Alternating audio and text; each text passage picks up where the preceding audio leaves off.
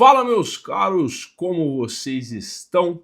O tema de hoje é potássio na soja, mas não olhando de uma forma comum, e sim utilizando fontes alternativas, olhando para a saúde do solo e principalmente potencializando o lucro do agricultor, sobre a ótica da agricultura regenerativa tropical. Eu sou Augusto Silva, sócio-diretor da Libertas Agronegócio, que é uma empresa de consultoria em agricultura regenerativa tropical, diretor do Instituto Brasileiro de Agricultura Sustentável. Considere se inscrever nesse canal, clicar no ativar o sininho, curtir esse vídeo e enviar para os teus amigos. Bom, vamos lá, vamos iniciar a aula de hoje. Potássio na soja. Vamos começar pelas funções do potássio na planta, tá? O potássio, ele, pensando na soja, ele é o segundo elemento mais demandado pela planta, né? Ele não tem exatamente uma função estrutural nas plantas, tá? Não faz parte de nenhum composto orgânico nas células, mas ele é muito importante em alguns processos, tá? Entre eles, na função osmótica, né, entrada e saída de água nas células, balanço de cargas, o transporte de sacarose, carbono no floema, ativação enzimática e, consequentemente, síntese proteica, é importante no turgor das células, no movimento estomático, e aí você vê na imagem um estômato, né, com as células guarda, então o potássio ajuda a regular, a influenciar essa abertura e fechamento estomática e, consequentemente, a assimilação de carbono pela planta para a fotossíntese, tá? Ele é um elemento extremamente móvel dentro da planta, ele fica na forma K+, tá? Existem vários problemas que você pode ter caso você tenha falta de potássio na planta, né? Então você tem problemas, ou deficiência de potássio, né? Nessa regulação osmótica, né? Então, quando falta potássio, a eficiência do uso da água é menor. Ou seja, em cenário de falta de chuva e tal, é muito importante você ter um bom suprimento aí de potássio, que diminui os danos causados aí pela seca, né? E também um efeito bastante conhecido é que o potássio ele contribui. Quando você tem uma planta bem nutrida com potássio, você tem menos aminoácidos livres, você tem uma planta menos suscetível a pragas e doenças devido à estrutura da parede celular, tá?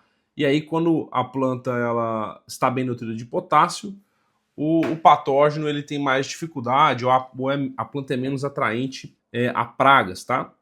E também o potássio ele contribui para o crescimento de raízes laterais. Quando falta potássio, raízes laterais diminui, porque o crescimento dessas raízes depende, né, da sacarose presente no floema, e que quando falta potássio, esse transporte também é prejudicado. Bom, resumindo, quando há deficiência de potássio, você tem alguns processos que são influenciados negativamente, como crescimento reticular, abertura estomática, consequentemente fotossíntese, transporte de sacarose no floema, consequente qualidade de grãos, tá? A própria supressão a espécies reativas de oxigênio, enfrentamento a estresse, também fica debilitado quando você tem falta de potássio, deficiência de potássio na planta. Tá? O potássio está bastante relacionado também, como eu já disse, com a defesa, né? Então, quando você tem defesa da planta, você tem baixo teor de potássio, você forma menos proteínas, mais aminoácidos solúveis, mais açúcares solúveis, né?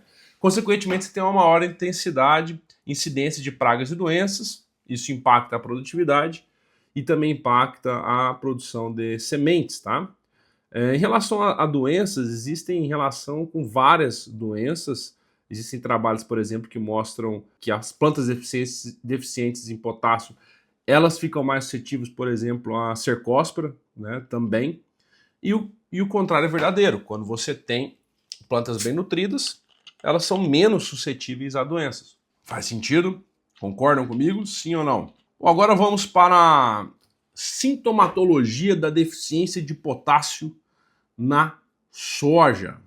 Bom, primeiro a gente vai abordar os sintomas de deficiência na fase vegetativa, né? Então, o potássio ele é altamente móvel na planta, sendo assim ele tem capacidade de se redistribuir, né, na planta, né? E aí os sintomas, principalmente na fase vegetativa, eles se mostram nas folhas mais velhas. Esses sintomas eles iniciam-se com uma clorose nos bordos do trifólio e em seguida, conforme a deficiência vai se acentuando, chega a ter necroses nas margens e nas pontas das folhas velhas.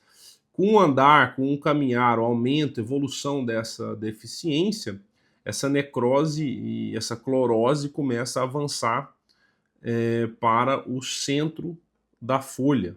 Agora, na fase reprodutiva, é um pouco diferente essa deficiência, e essa deficiência tem sido bastante comum, tá? Porque muitas vezes o sistema de produção de grãos, e daqui a pouco eu vou mostrar aqui a necessidade de potássio da soja, coloca-se menos potássio, né, do que o sistema, por exemplo, soja-milho, precisa, e aí no final do desenvolvimento da cultura da soja acaba mostrando essas deficiências ou sintomas, mas aí principalmente no terço superior da planta, né?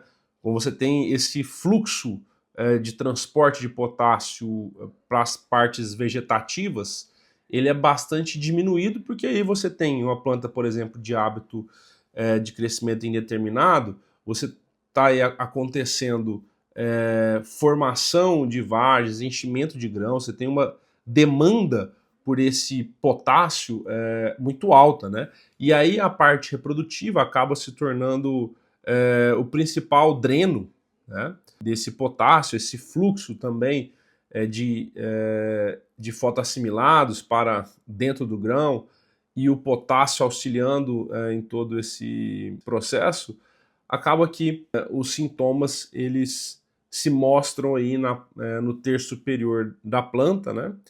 E por mais que às vezes essa deficiência aconteça em reboleira, né, você ali nas plantas próximas que talvez não aparentam uma deficiência tão visual, possivelmente elas também estarão com deficiência de potássio, mas aí com aquilo que nós conhecemos como fome oculta, tá? Então existem alguns fatores que favorecem essa deficiência aparecer, né? Eu já disse que é esse saldo de potássio negativo, então você entrega menos potássio via adubação do que os sistemas estão produzindo. Excesso de chuvas, aí, principalmente em solos arenosos, ocasiona em lixiviação. Em solos argilosos e compactados, pode acontecer também o escorrimento laminar, tá? Existem trabalhos que mostram que as cultivares mais novos materiais, têm uma demanda de potássio bem mais alta, e também o uso de fontes pouco eficientes. Então, tem relatos de produtores que usaram algumas fontes menos eficientes, como algumas rochas, né? Tem boas rochas, mas tem outras que são ruins e que acabam favorecendo a deficiência, né? O esgotamento desse potássio no solo, porque às vezes você tem uma fonte que tem 10% de K2O, por exemplo, um silicato, mas esse K2O ele está em minerais duros ou a rocha não está finamente moída. Bom, vamos entrar agora nas necessidades da planta. Então, essa tabela é uma média de 8 autores, tá? E eu coloquei uma soja de 100 sacos por hectare. Então, você pode notar, como eu já disse anteriormente, que a exportação de K2O para uma soja de 100 sacos, ela só perde para a de nitrogênio, ou seja, é o segundo nutriente mais exportado e também é o segundo nutriente mais extraído.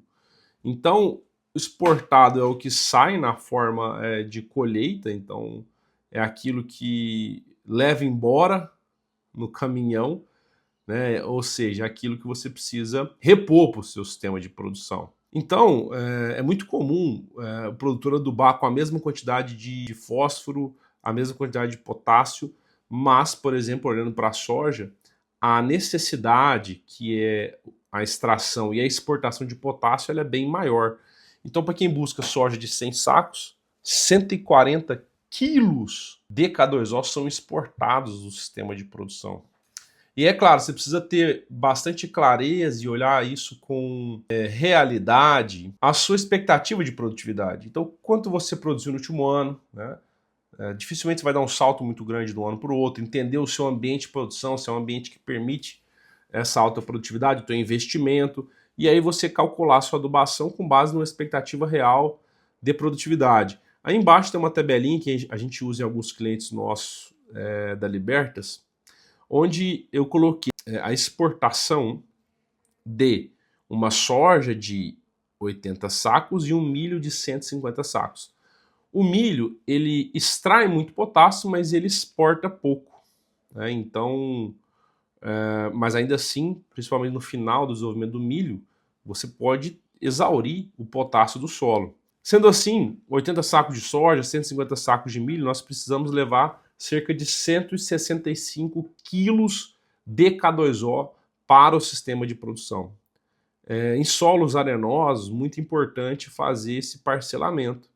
E em solos argilosos, o parcelamento ele pode diluir risco também, caso venha uma chuva muito severa. E essa imagem eu adaptei de uma palestra do Rafael Nunes, que é bastante interessante, que mostra justamente essa dinâmica que eu trouxe para vocês. Então, por mais que o milho exporta pouco potássio, ele extrai muito, precisa de muito potássio. Esse potássio fica na palhada, e aí depois de uma chuva, ele rapidamente já volta para o sistema. Mas, quando a gente está no final do desenvolvimento da cultura do milho, se você tem ali um solo com teores médios de potássio, abaixo do nível crítico, pode ser um limitante de produtividade, porque falta ali o potássio, por mais que ele vai voltar para o sistema, ele pode impactar a produtividade do milho ali de forma bastante importante, tá? Bom, a marcha de absorção, ela é importante para a gente entender a dinâmica do nutriente, do potássio na planta, né? Então é claro que você percebe que a partir de V4, V5, a demanda ela aumenta muito. E você tem, ou seja, a gente precisa desse potássio no início do desenvolvimento, que ele seja disponível para a planta, ele vai contribuir também para uma estrutura de planta que consegue encher melhor o grão lá na frente. Mas, aproximando-se de R5, existe um novo pico de absorção, ou seja, a planta vai buscar mais potássio no solo. Então ali cerca de 60% do potássio, 65% do potássio já está na planta em R5.1 e ela vai buscar mais 35% desse potássio do solo. Mas como é um elemento bastante móvel na planta, ela também consegue realocar, né, translocar esse potássio dentro da planta. Porém, é importante conseguir esse fornecimento tardio, talvez com uma fonte via folha, e é importante também que a planta tenha acesso ao longo do ciclo a esse potássio e também por isso, por esse pico de potássio e pela importância no peso de grãos, é bastante comum a aplicação de potássio para enchimento de grãos no final do ciclo da soja. Bom, vamos olhar para a fertilidade do solo. Esse aqui é um produtor campeão do SESB nacional em 2023-24. Você observa ali que o potássio, né, ele está em 3,2 na camada 0 a 10, 3,3 na 10 a 20 e 2,3 na 20 a 40. A 20 a 40 não está exatamente muito bom, né? Mas a 0 a 20 está bom, está acima do nível crítico, está em 3,3 millimol carga por decímetro cúbico. E é importante saber que isso é um padrão entre as altas produtividades, e você pode ver isso nos cases de campeão do SESB, que o solo bem construído em potássio, ele é muito importante para quem quer uma alta produtividade. Agora, eu citei o termo nível crítico, né? O nível crítico, ele significa quando, se você adicionar esse nutriente no solo, a planta ela vai responder pouco, ou seja, você está acima de 90% do rendimento relativo das culturas. E aí você está num lugar, num ambiente onde você tem que fazer apenas reposição. O ideal é que todos os nutrientes do solo você tenha acima do nível crítico, entendendo que também o excesso ele pode ser prejudicial e prejudicar a dinâmica de outros nutrientes. Então, se está abaixo do nível crítico, muito possivelmente a aplicação desse nutriente, correção no solo, vai implicar em incrementos de produtividade com ROI. Tá? E se não está acima, ou se está acima do nível crítico, aí basta a manutenção. Tá? Agora é importante entender que esse nível crítico, existem às vezes dados de pesquisa muito antigos, acabam mudando conforme o sistema de produção, conforme também a demanda dos novos materiais. Então eu peguei esse aqui esses níveis críticos, porque ele é um pouquinho mais detalhado do manual do Paraná, porque ele correlaciona, né, a CTC, e aí ele dá índices muito baixo, baixo, médio, alto, muito alto, com os teores em centimol carga por decímetro cúbico e miligrama por decímetro cúbico no extrator Melick, e aí ele também já coloca a dose, uma tabelinha bastante completa aí. Então você percebe quando você tem uma CTC maior, né, aí você também é mais exigente nos níveis de potássio, para que você consiga também ter uma proporção desse potássio na CTC. Tá? Então é uma tabela bastante interessante aí do estado do Paraná. Bom, esse dado é importante, que é a média dos campeões do SESB de produtividade. Então você vê que lavouras acima de 100 sacos, você tem um nível de potássio solo acima de 3 milimol por decímetro cúbico, tá?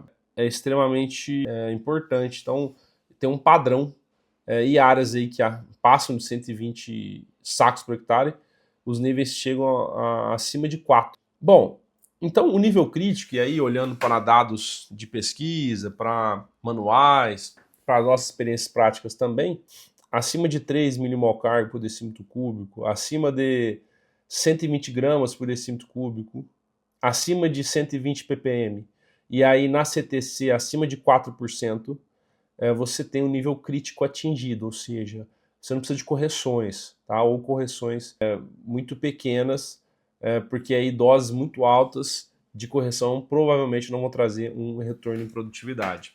E se está abaixo disso, você precisa corrigir, porque possivelmente está perdendo produtividade por isso, tá? E também é importante a correlação com cálcio e magnésio, porque eles competem pelos mesmos sítios de adsorção. Então, por exemplo, a relação cálcio-magnésio é interessante ficar em torno de 7 a 10, cálcio-potássio, né? E a relação magnésio-potássio em torno de 2,5 a 4. Bom, pensando em eficiência do uso do potássio, né, como ele tem esse potencial de lixiviação, a calagem, quando você faz ela, assim, esse trabalho do Vilela, ele mostra isso, que é a influência do calcário na lixiviação do potássio em um latossolo vermelho, amarelo, argiloso do cerrado. Ele mostra que é onde você tem a linha com a bolinha.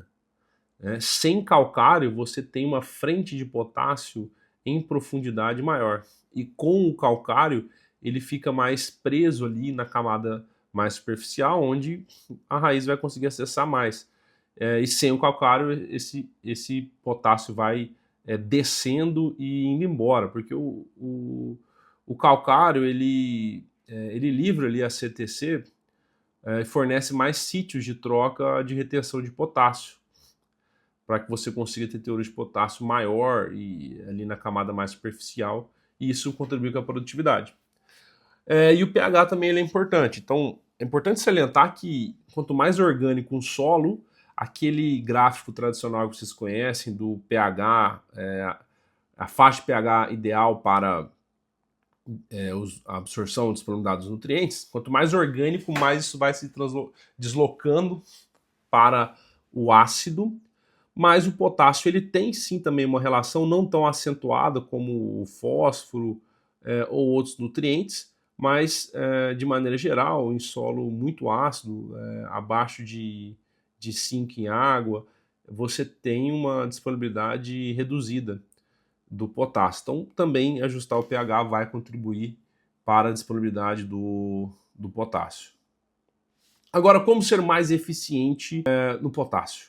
Bom, esse trabalho da Embrapa, bastante interessante, ele mostrou a recuperação dos nutrientes, e aí no caso o potássio, após o uso de fertilizantes, né? Então, o quanto que a braquiária, por exemplo, conseguiu recuperar esse nutriente. Você percebe que a braquiária ela conseguiu recuperar 92% do potássio fornecido. Então, é uma planta que, inserida, por exemplo, consorciada com milho, ela vai ajudar, ela vai descer a raiz, aquele potássio que é ser lavado, lixiviado, ele vai reciclar novamente, e depois isso vai se tornar palhada e vai fornecer esse potássio para as camadas mais superficiais. Então, o milho consorciado com braquiária, ele tem esse potencial de aumentar a eficiência do potássio no sistema. E aí uma imagem aí é sorgo, né? Mas a mesma lógica você pode levar para milho. Sorgo consorciado com e sem o consórcio com braquiária. Então você tem um volume ali radicular maior, contribuído pela braquiária, e esse trabalho mostra a alocação de potássio, né, em quilos de K2O, na biomassa dos componentes da parte aérea das raízes. Tá? Então você percebe que quando você tem o consórcio, você consegue mais potássio ali disponível para as culturas, você tem essas raízes ciclando esse nutriente. E aqui também esse mesmo trabalho mostrando o estoque de potássio em o sistema com braquiária e sem braquiária, o estoque em quilos por hectare, a cada 5 centímetros.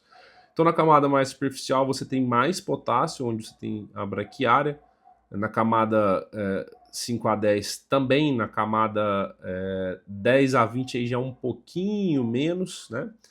E depois basicamente se iguala. Então nas camadas mais superficiais você consegue maiores teores de potássio quando você usa um consórcio com, e aí pode ser a braquiária rosesiense, mas também pode ser outras braquiárias, até com um sistema radicular mais agressivo, como por exemplo a brisanta. Bom, ainda olhando sobre eficiência, essa tabelinha adaptada do professor Ademir Calegari, eu quero que vocês olhem para mileto. Então, mileto pode ser uma bomba recicladora de potássio. Às vezes você tem um sistema onde você consegue fazer até um mileto ali numa entre-safra. Ele é uma planta de ciclo rápido, né? E olha só, até 2,4% da matéria seca dele vai ser potássio. Então ele pode reciclar ali cerca de 278 quilos de potássio. Então quanto mais matéria seca você produzir, você pode medir isso a campo, né, para você entender quanto você vai esperar desse potássio. Nas primeiras chuvas já começa a ser disponibilizado. E também você olha o mileto, né, que tem esse potencial aí, maior. E também a Crotalária juncea tem esse potencial interessante. O capim coracana, né? Mas dificilmente uma cultura tão interessante quanto o mileto, né? A braquiária rosesiensis, 1,3% da matéria seca dela em potássio, né? Podendo reciclar aí 140 quilos por hectare de K2O. Em ano de adubo caro, né? Muito importante essa estratégia, né? Agora vamos para adubos alternativos e manejo. Bom, esse trabalho bastante interessante foi feito pela Embrapa também. Essa área ela estava com um solo com deficiência de potássio, né? Era um solo bastante argiloso e tinha 0,13 centimol carga por decímetro cúbico. E aí foi comparado doses no suco associadas com dose a lanço, né? E foi medido a produtividade. Tá? E as maiores produtividades, elas foram quando teve uma dose no suco, mas não pode ser muito alta essa dose, mas foi próxima a 30 a 40 quilos por hectare de K2O, junto com uma dose em cobertura, com aproximadamente 100 a 120 quilos de K2O por cobertura. Então as maiores produtividades foram obtidas quando parte dessa dose foi aplicada no suco de semeadura, que esse solo estava abaixo do nível crítico, e a outra parte foi aplicada a lança em cobertura até o estágio fenológico V4. Tá? Então é importante entender essa dinâmica e também considerar o tipo do adubo que vai ser utilizado, tá? Bom, sobre o tipo de adubo, você tem os mais comuns, né, que é o cloreto de potássio, na verdade é o mais comum disparado, que é a fórmula química KCl, tem 60% de K2O, mas ele tem um problema que ele tem muito cloro. E o cloro, ele não é bom para a vida do solo. Você aplica cloro na piscina, você quer matar os bichinhos ali. Tem o sulfato de potássio, que é uma fonte de alta disponibilidade, bastante solúvel e que é menos agressiva à vida do solo, com 48% de K2O. Você tem também a langebienita, com 22% de K2O, e tem o magnésio também. Tem o nitrato de potássio, com 44% de K2O, fontes bastante solúveis.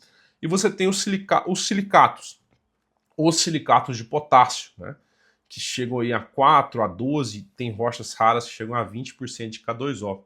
E aí existem tipos, né, desse silicato. Tem o micaxisto, tem micaxisto ali perto de Goiânia, tem cianito, tem o siltito glauconítico, camafugito, fonolito. E essas rochas, elas precisam ter certas características e ter certo ambiente de produção para funcionar bem. A cama de frango, né, é uma fonte que ela vai ter aí de 2 a 4% de K2O, é bem interessante. E mais interessante ainda quando utilizado num composto tropical, que pode ter de 1 a 3% de K2O. Bom, essa aí é a mina do fonolito que eu fui visitar. O fonolito ele é uma rocha vulcânica, né, pouco comum, alcalina. Essa mina fica em Poços de Calda. Ela precisa ser 80% passante na peneira de 0,075 milímetros para funcionar bem. Ela precisa ser bastante fina para aumentar a reatividade. Esse material está registrado no mapa, né? Então aí é a mineralogia. Então percebe que ele tem um pouquinho de óxido de cálcio, um pouquinho de magnésio, mas o que ele tem de mais importante realmente é o K2O e o silício. Sendo que esse K2O, um pouco dele está em um feldespato, a nefelina, e boa parte dele está no ortoclássico, é um feldespato já com uma reatividade mais baixa, porém não muito baixa, tá? Baixa. Quando finamente moído em um solo vivo, vai funcionar bem. Conforme esse trabalho do Celismar com Crucial mostra, bastante interessante, você percebe que nesse primeiro trabalho aí, os dois, né, foi comparado uma adubação convencional, que é o KCl e o MAP, com comparativo com o fosfato natural reativo e o fonolito, o pó de rocha remineralizador, e foi feito o consórcio milho com braquiária, o milho solteiro com e sem micro-organismos. É importante entender que o sistema de produção vai influenciar muito. Então, quando eu tenho mais raiz, eu tenho consórcio, eu tenho biologia, eu faço uso de bioinsumos, compostagem, rotação de culturas, eu tenho vida no sistema, os remineralizadores são fontes menos solúveis, vão funcionar bem. Se eu não tenho, ele vai funcionar mal. Então, olha só, né? Quando você teve aí o milho solteiro, onde foram os fertilizantes, produziu bem mais no milho no ano de 2019. Onde você tinha o consórcio e micro-organismos, a produtividade ela não se diferenciou estatisticamente. Tá?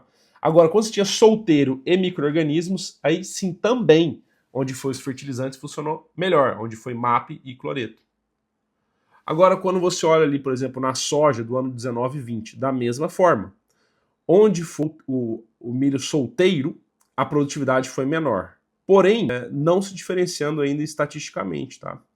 Então, o que esse trabalho quer dizer? Que quando você tem um sistema de produção, ou o que esse trabalho diz para mim, você tem consórcio, né, e o resultado do trabalho mostra, você tem micro-organismos, você tem uma equivalência agronômica do fonolito com o cloreto de potássio, é uma fonte que pode participar do sistema de manejo. Esse trabalho também do Crucial, bastante interessante, que ele mostra a matéria seca da parte aérea, a massa de 1.000 grãos e produtividade de grãos da cultura de trigo inverno, em função aí do cloreto em comparativo em função de doses, né, de potássio aplicadas na semeadura da soja. Então aí a gente está vendo efeito residual, tá? Então, conforme você aumentou a dose de K2O, até um certo nível, você quando você aumentou demais, a matéria seca começou a diminuir do trigo, usando o cloreto. Já o fonolito, ele não demonstrou essa dose prejudicial. Quando você for aumentando a dose, ele foi aumentando linearmente a produtividade. Tá? A massa de 1.000 grãos, basicamente igual, também não teve diferenças. E também a produtividade de grãos foi basicamente igual com esse residual do cloreto de potássio e do fonolito. Bom, e aí foi analisado também os teores de potássio na planta, onde foi o cloreto tinha um pouquinho a mais, mas bem próximo. Os teores de silício na planta aí foi o ponto positivo, da rocha silicática, do fonolito tinha mais, e a produtividade também, ela basicamente não se alterou, tá? Reforçando a importância dessa fonte. E também os teores de nitrogênio, onde a fonte em azul aí, né, que é o fonolito, ela mostrou um potencial maior do que o cloreto, de trazer nitrogênio para a planta, ou favorecer essa dinâmica, bem como o enxofre também, tá? E a produtividade dessa soja, na verdade, que esse potássio residual que foi no milho anterior, na verdade essa parte do trabalho mediu os teores de nitrogênio e enxofre das folhas e produtividade de grãos da cultura de soja verão, em função das fontes e doses de potássio aplicadas na semeadura do milho na safra de verão anterior. Esse efeito residual é ligeiramente superior do fonolito, pensando em teor de nitrogênio, em teor de enxofre na planta e também em produtividade. E também é ideal nesse trabalho do professor do Pedro Rofig, né, você utilizar o fonolito na compostagem. Então ela é uma fonte menos solúvel quando você coloca no início do processo de compostagem, depois de a temperatura subir, você ter a fase termófila, você tem um ataque de micro-organismos ali, ácidos, que vão ajudar a solubilizar esse nutriente barato e aumentar a eficiência dele. Bom, concluindo, o fonolito ele é uma boa fonte alternativa, ele tem um efeito residual superior ao cloreto de potássio. É importante olhar a granulometria, tem que estar abaixo de 0,075 milímetros. Ele aumenta os teores de silício na planta, tá? Para o melhor efeito é importante um sistema de produção regenerativo. O uso de fonolito, principalmente se estiver perto de poços de caldos, ele pode ter um custo menor, tá? E ele melhora a qualidade do composto tropical também. Vou falar de outra rocha que é o camafugito, tá? Ou saprólito de camafugito. Ele é uma rocha ígnea ultramáfica, é uma rocha rara, tá? E ele tem alguns lugares no mundo, como Uganda, Itália, Brasil, China, que tem. Ele não requer ser moída tão fina igual a fonolito, ele é uma rocha mais reativa, bem mais. Você precisa que essa rocha esteja uma granulometria inferior a 0,3 milímetros, tá? Ela tem ali em poços de calda e é uma rocha muito boa. Então você vê aí a mineralogia, onde é uma rocha muito equilibrada, que ela tem 4,4% de dióxido de cálcio, 4,4% de óxido de magnésio, quase 3 de K2O, quase 4 de P2O5. Claro que vai ter variações conforme o lugar que você pega a rocha, etc. Mas quase, né, praticamente todos esses nutrientes de interesse estão em minerais de alta reatividade química, muito alta reatividade química e biológica, né, como a flogopita, a esmequitita, a apatita, a leucita, e é muito raro rocha que tem teor interessante de fósforo e potássio. Então, esse aí é o produto comercial, tem uma empresa que chama Capé Fértil, e aí essas são as garantias que eles fornecem no produto, tá? Então tem um teor legal de manganês, 0,27%, ferro, a soma de bases acima de 11%, né? Teor legal de magnésio, e também tem o potássio. Então uma rocha muito interessante, tá? Conclusão, ela é uma rocha de alto potencial, né, e também de alto potencial de formar minerais secundários, que vão aumentar a CTC mineral do solo. Ela é uma fonte de alta reatividade, cálcio, magnésio, potássio, fósforo, manganês. É amigo da biologia do solo e é interessante aplicar via composto também, mas essa rocha é tão reativa que se você quiser aplicar ela sem ser via composto, ela vai funcionar bem também. Tá? Agora, a melhor estratégia para você usar fontes menos solúveis é a compostagem tropical, misturado com os remineralizadores no início do processo. Então, aqui, esse trabalho também feito pelo professor da Unipan e cedido pelo pessoal da Capé Fértil mostra aí, fazendo análise de composto, por exemplo, quando você vai aumentando a concentração de Capé Fértil do composto, né, 20%, 30%, você também observa nas análises o aumento dos teores de potássio, bem como os teores de fósforo e nitrogênio também. Por que é muito interessante? Porque essas fontes menos solúveis, elas muitas vezes são mais baratas, só que são menos solúveis, né?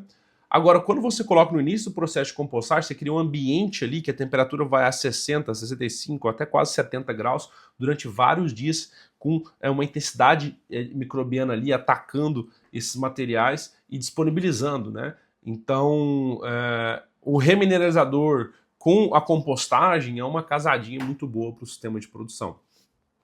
Fechando, vamos falar do potássio, a importância dele no enchimento de grãos, né? O potássio ele tem importantes funções, né, no transporte desses fotoassimilados, né, ativação enzimática, esse ajuste osmótico da planta, que são processos fisiológicos essenciais para o enchimento de grãos. Né, e esse controle osmótico que o potássio ele regula, ajuda a regular, é o quanto a planta perde ou consegue absorver de água para o sistema. Né? Agora, uma coisa importante salientar. Próximo a R5.1, a planta ela tem cerca de 105 quilos, a planta de soja, de potássio. E quando você leva, por exemplo, 900 gramas de K2O ou 800 gramas, você está levando 0,8% de potássio que a planta tem dentro dela. Então não necessariamente é um efeito nutricional muito acentuado. Então a nutrição deve ser feita no solo, no início do desenvolvimento. Mas é claro, esse uso do potássio no enchimento, com esse efeito fisiológico, é importante principalmente para essas vagens do terço superior, né, a soja hábito indeterminado. Ela muitas vezes tem dificuldade de encher esses grãos da cachopa, né, ela enche de baixo para cima e essas vagens do terço superior, né, elas estão bem mais distantes daquele potássio aplicado no início do ciclo do desenvolvimento. Então essa aplicação via folha, ela pode trazer resultados, não é sempre, mas ela pode trazer agora, principalmente quando você adubou bem ali, pensando no potássio, no início do desenvolvimento. Via folha também, magnésio e boro são muito importantes e o equilíbrio é muito importante. Então, se tiver uma boa nutrição de magnésio, boro, potássio, possivelmente você vai ter um bom peso de grãos, tá? E esse manejo via folha é importante não fazer ele muito tardio, em R4, no máximo ali R5, você fazer aplicação aí de 500 a 1 kg, 1,2 kg de potássio, buscar empresas com boas formulações para você conseguir esse melhor resultado. Portanto, meus caros, não aceitem o basicão. Não é só cloreto, não é só de cloreto que vive o mundo. Existem fontes mais inteligentes de você depender menos do cloreto.